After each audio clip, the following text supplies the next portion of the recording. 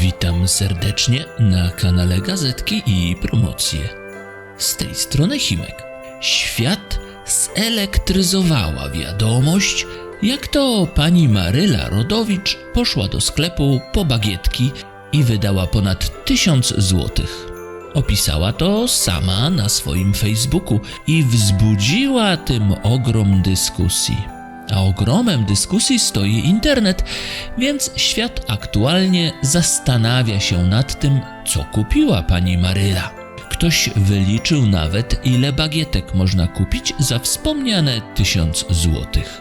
I wyszło dobre ponad 500. Dla mnie jednak nie jest to zupełnie dziwne. Po wyjściu z półrocznej hibernacji także byłbym głodny jak niedźwiedź po śnie zimowym.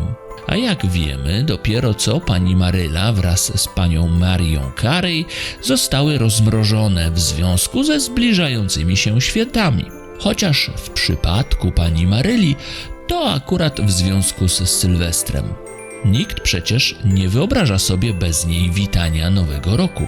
Swoją drogą, pewno dzięki takiemu okresowemu trybowi życia, potrafi ona wysupłać naprawdę ogromne zapasy energii. A przypominam, że na estradzie widujemy ją już pół wieku. Byłbym skłonny nawet stwierdzić, że trzyma się niczym Rolling Stonesi i chyba nie ma w tym ani krzty przesady. Skoro już wspomniałem o wpisie pani Maryli, który wzbudził takie zainteresowanie, to zwrócę uwagę na to, że do sklepu wybrała się, aby kupić składniki do kapuśniaku na wędzonych żeberkach. Muszę przyznać, że gust kulinarny pani Maryla ma także niczego sobie. Szczególnie w taką mroźną pogodę potrawa ta idealnie się nadaje. Podobnie jak pokrewna kwaśnica, którą zajadam się zawsze będąc w górach. Do kompletu przydałby się jeszcze może grzaniec, ale w ramach utrzymywania standardów zaproponuję gorącą herbatę z cytryną.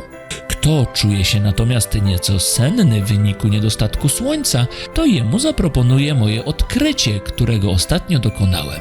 Jest nim herbata w stylu, w jakim pije się ją w Hongkongu, mieście wiecznie zabieganym. Pewno za sprawą mocy tej herbaty. Jej koncept polega na zaparzeniu bardzo mocnej herbaty z kilku swoich ulubionych odmian i mieszanek. Mówiąc mocnej, mam na myśli bardzo mocnej. Najlepiej nadają się do tego herbaty w saszetkach, gdyż w oryginale zaparza się ją nie z dużych liści, ale właśnie z takiego herbacianego pyłu, jaki znajdziemy w saszetkach. Podczas zaparzania należy ją kilkukrotnie przelać z naczynia do naczynia, aby się napowietrzyła. Podobno ma to duże znaczenie. Następnie, gdy już herbata jest czarna jak kawa, to wlewamy ją do 1/4 kubka, dodajemy kilka ziarenek rozpuszczalnej kawy i dopełniamy skondensowanym mlekiem. Mówię wam, taka herbata potrafi postawić na nogi nawet Marylę Rodowicz podczas letniego snu. Zanim jednak doczekamy świąt i Sylwestra, to ja dzisiaj zapraszam do Lidla, gdzie czeka co najmniej kilka niezwykle interesujących promocji, chociażby na dziale z herbatami. Zapraszam więc do lektury i jestem przekonany, że podczas kolejnej wizyty w sklepie przyjdzie nam się spotkać. Do zobaczenia zatem i wypatrujcie Mikołaja.